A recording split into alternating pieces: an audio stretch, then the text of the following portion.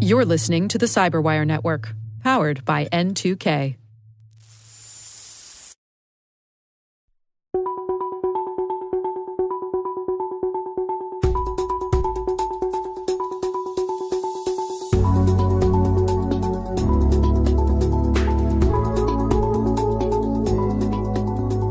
For the past few years, there have been warnings coming at a steadily increasing pace that organizations, and indeed we as a nation, need to prepare ourselves for the coming wave of quantum computing, systems with the computational power to render modern encryption methods obsolete. CISA, NSA, and NIST jointly published a fact sheet titled Quantum-Readiness, Migration to Post-Quantum Cryptography. I'm joined today by experts from each of those organizations. Natasha Eastman is chief of CISA's Post-Quantum Cryptographic Initiative, Troy Lange is chief of encryption production and solutions at NSA, and Bill Newhouse is a cybersecurity engineer at NIST.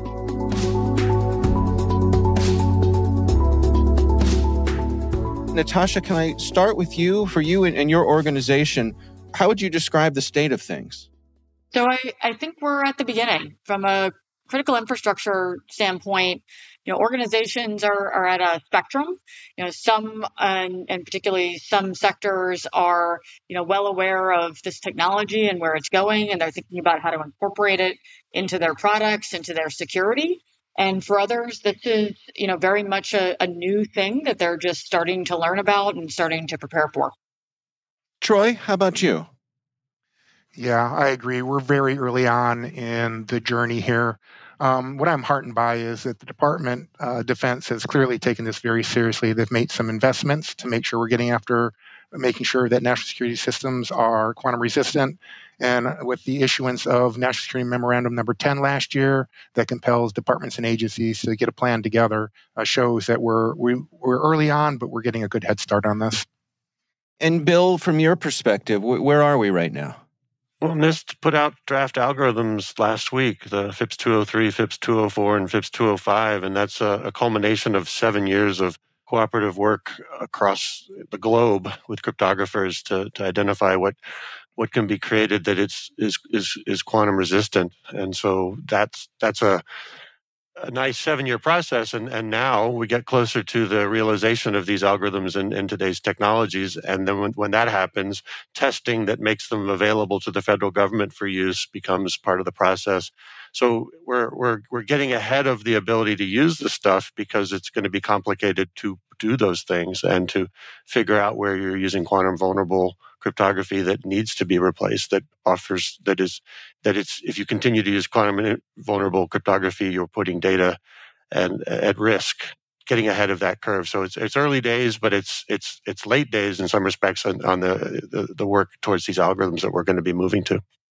Yeah, Bill, I'm curious, what is your sense for when this is going to become a reality? There's a joke, I think it's similar to the joke about nuclear fission, that no matter when you ask, it's always 20 years away. My sense is that we're getting closer and closer with quantum, but is it fair to say anyone really has a sense for when this is actually going to become a day-to-day reality? I'm the anyone who has no sense, really. To me, it's a decade or more away. That's because I've heard other smarter-looking people than me, or smarter-sounding people, I should say. That it's an opinion, and a crypto-analytically relevant quantum computer, to realize it, will take a lot of incredible innovation. But people are working towards that. And if a bad actor manages to create one, they're not necessarily going to declare they're using it, and where they're targeting, and who they're targeting, and what kind of data they're looking to exploit. So you need to prepare to get ready to protect your data from such a future thing. It's also a great way just to make yourself better at protecting what you have today, because you're going to be forced to look at everything you do with cryptography. And that's a great step for any organization that has the resources to take it on. Both Natasha and Troy, I'm curious, do you suppose there's a possibility that we could experience a Sputnik moment when it comes to quantum, where one of our adversaries would suddenly announce to the world that their capabilities are perhaps farther ahead than we had thought that they might be? No, I was actually going to say I'll leave the speculating on our adversaries to Troy. I think the important thing that we're thinking about here is that it's not like the minute that a cryptanalytically relevant quantum computer appears that all cryptography is broken across the globe. The information and particular cryptographic implementations will still have to be targeted. But I think what we need organizations to understand, and what we are seeing, is that information is being taken today that is considered secure, possibly for use and breaking later. So organizations have to start thinking about it earlier than a cryptanalytically relevant quantum computer is actually here. Troy, over to you. Yeah, I mean, there's no way to predict when the breakthrough is going to happen. And what you kind of talked about there with the Sputnik moment is kind of like my worst nightmare scenario. Hopefully we won't find ourselves there. I don't believe that we will, but nobody can predict with any accuracy when, that day is when it's going to be first turned on and fired up. But we have to take it seriously, because I think if you take a look at the amount of investment that's being made just in commercial industry, there is a lot of investment in research that's going into this. In my mind, it's inevitable it's going to happen. And we need to be prepared for that, because it'll be devastating if we are not. I've been trying to think of an analogy for this conversion, necessary as it is. I mean, is it, in your minds, does it compare to something like when broadcasters switch to HD? At some point, we're going to throw the switch and stop using the old stuff because we have to move on to the new. And that's going to be painful for some people. Is there anything to that analogy, or is that off the mark, you think? Bill, let me start with you. You're playing in my swim lane. Usually I'm the one coming up with clever ways to make people open their mental models to it. So you got me thinking. Yes, it fits in the respect that NIST is not going to deprecate today's cryptography, asymmetric cryptography, because it works and it protects the data, except for a cryptoanalytically relevant quantum computer that is able to implement the ability to break the math. So that part's kind of there, and by the time it mattered that I couldn't buy a television or a VCR, but things that couldn't do digital, it didn't matter anymore. Maybe I had some legacy things I wanted to be able to watch or something, but it wasn't like everything kept up. And so by the time it really mattered, we made that happen. So by starting all this now early, most organizations will just benefit from their providers getting them to the right place and telling them that it doesn't matter. You can't watch that channel in analog. It's now digital. So yeah, the metaphor holds up, because we're going to get ahead of this. We are working now today to implement and to update standards for the communication protocols that rely on some of these vulnerable algorithms, so that we can protect the data when it's there. Natasha, as you and your organization are taking the lead here in the government space, what sort of interplay are you seeing between agencies in terms of the communications and the ability to prepare here? I think you're seeing right now that there's a tremendous amount of interplay, right? We work with our colleagues at NIST and NSA and some of the sector risk management agencies, elements of the White House, day in, day out. And I think some of the things that Bill was talking about are key to the reasons for that, right? If we're talking about federal government, we have to be working with OMB. If we're thinking about, the critical infrastructure community, the sector risk management agencies are, really part and parcel of that community. And when we think about, your analogy, one of the places where it starts to get difficult is in the operational technology space, or the ICS space, right? Industrial control systems, where, these technologies don't change over quite as quickly. Or we think about some of these large implementations of systems where budgets are planned 10 years out. And so we have to think about how we work with the vendor community, the sector, risk management agencies, OMB, to think about budgets, whether we're talking critical infrastructure or federal government, because some of these implementations have very long timeframes. So that's one of the reasons that we're, thinking about in this fact sheet. Contact your vendors, start having those discussions, because it's a team sport in every step of the way.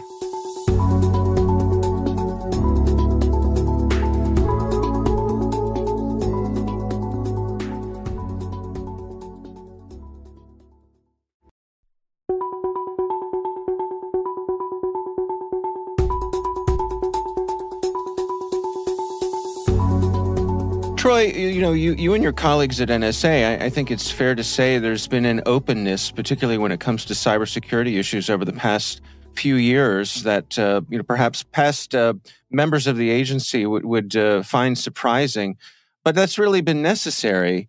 The outreach, and things like tools like Ghidra, things like that. In terms of that interplay between the public and private sector, I mean, that's really a critical element that you all are leading the way with here. Yeah, you're right. That is incredibly important because we are all so interconnected. We don't exist in the environment that I started in at the agency where we all exist in our own individual networks that didn't touch each other. Everything is interconnected now. So all this planning that we need to do, well, we have our own sectors that we care about. They all have to be able to interoperate with each other. They all have to be able to point to the same standards. And the more that we can enrich the conversation by our understanding the threats that we're under, we're all going to be better off for that. Natasha, let me switch back to you here. For the folks in our audience who are responsible for defending their own organizations, what would be your advice coming into this transitional period here? Any tips or words of wisdom for them? Yeah, and I think there's two things that we focus on, right? And the first is thinking about creating a plan, right? What are the different parts of the organization that need to be a part of that? There's the element of inventory. There's the element of how you are working with your vendors. There's the development of your IT. This is not just a team sport of organizations, but internal to an organization. What does that team look like that's going to get your organization ready? And the second is the foundation. How is an organization thinking about the data that they own and what data that they own is, number one, protected by cryptography today, number two, needs to be protected by cryptography, and three, what is the secrecy lifetime of that data? And so is that something, and then that system that protects that data, does that need to be upgraded, or where is that priority within the organization? Troy, how about your thoughts? Same topic there. Yeah, so a lot of interesting parallelisms as I'm listening to Natasha talk about industrial control systems. We have a lot of the same challenges with weapons platforms. You put out a submarine to sea; it doesn't come into port for an oil change every 3,000 miles. So that planning is a critical component of what we're doing. And the first foundational part is understanding what your overall inventory looks like. And so while we represent pretty significantly different sectors, we have a lot of same overlap and a lot of the same issues that I think cut across all domains. Is understanding what is your exposure, understanding what are those things that you care most about. And then again, I can't emphasize this too much, that starting to plan now. As we talk about driving towards a 2035 or 2034 date, that may seem like it's a long way off, but when you think of the enormity of the inventory that's out there that needs to be addressed, there's a lot of work to do between now and then. And Bill, how about your perspective from you and your colleagues there at NIST? Yeah, so I've been talking a little bit about the crypto algorithms themselves, and I'm not part of that team. That's colleagues who are doing that. They're the mathematicians and cryptographers working with similar folks all over the world. Where I am in a lab that's essentially an applied cybersecurity lab, we are initiating the development of practices, any practices to ease the migration from the current set of the cryptographic algorithms that are deemed vulnerable to ones that are quantum resistant. And we've established, and NSM-10 actually called out that we should do this, and we'd begun even before the memo came out. So that and $1 gets me $1. But the nice part was we'd started inviting collaborators to join us, and these are experts in the companies that we rely on for the fact that our infrastructure is provided by commercial providers in a lot of ways. All that. These big companies are with us, small companies are with us, some startups, and we said, where should we start together? And already in documents from other parts of the world there and in the US, discovery, Natasha said it first, is knowing what you have and what you're protecting. With these tools now, they're going to be a little more refined than maybe some of the tools that people ever had access to. And so being able to see your overall cryptographic, use, your algorithm use is pretty fascinating. And so a lot of discovery is happening. So we're doing a whole work stream with discovery. We're trying to show that what these tools do and where they make an impact. Are you looking at network traffic? Are you looking within operating systems for all the calls and things to certificate use? Are you looking into the CI, the continuous integration, continuous development pipeline that you're starting to use to make sure that as you develop stuff, you can look within it and go, oh, good, we're using quantum resistant algorithms already, or we're planning to, or we know where the ones that are vulnerable are. Those are all really cool things. The other work stream we started is that there are communication protocols that rely on asymmetric encryption. You could deem some of those vulnerable, the encryption used within them for the keys, public and private key pairing. And we've got folks testing use of these new algorithms in their draft form today, but as close as we, now that we have the drafts out, they've been looking at them to see how well you can set up TLS or update, X.509. The IETF is an international standards body. They're doing work to get the standards updated and be ready to use these new algorithms as soon as they're available. So all those are great progress, and it's just good steps to be taken, and it fits right along with this guidance document was written by all three agencies together because we've been saying these messages, and we've been promising and have been partnering all along as this has been going along. Natasha, I want to give you the final word here. To what degree should security professionals have a sense of urgency when it comes to this? This has been a theme throughout the entire discussion. The preparation needs to start now. The work that needs to be done is not easy, nor is it things that can be done overnight.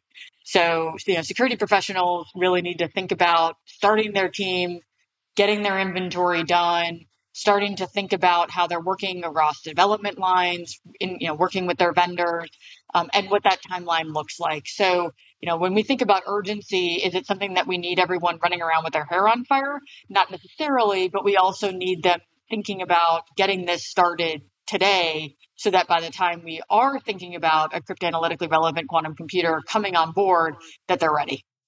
In the urgency versus non-urgency part, one thing that's become clear through the White House put out a memo for government agencies to do an inventory, and it was really a paper exercise. It didn't ask people to buy tools, but to identify high-value assets and identify as much as they could about the cryptography that protects those high-value assets. And that's not a very far and different question than getting prepared for zero-trust architectures. So the modernization that is already under the way from an M2209 memo, I believe it is, that says, start preparing and using zero-trust architectures. Those teams are the ones you want to be, in part of your team here for quantum readiness. And that's an important thing, that you're not doing this as a lone solo act in your organization. It is something that you're kind of doing anyway.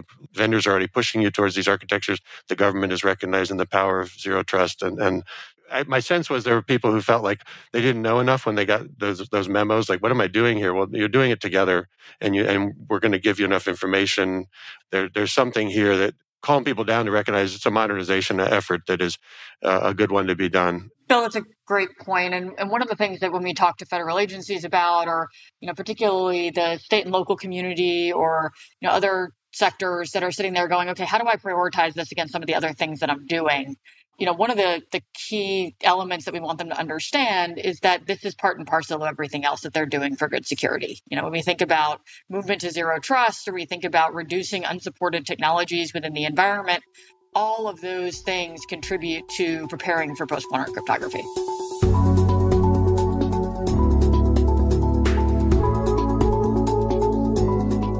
Our thanks to CISA's Natasha Eastman, NSA's Troy Lange, and NIST's Bill Newhouse for joining us. The joint fact sheet is titled Quantum-Readiness, Migration to Post-Quantum Cryptography. You can find it on CISA's website. Do check it out.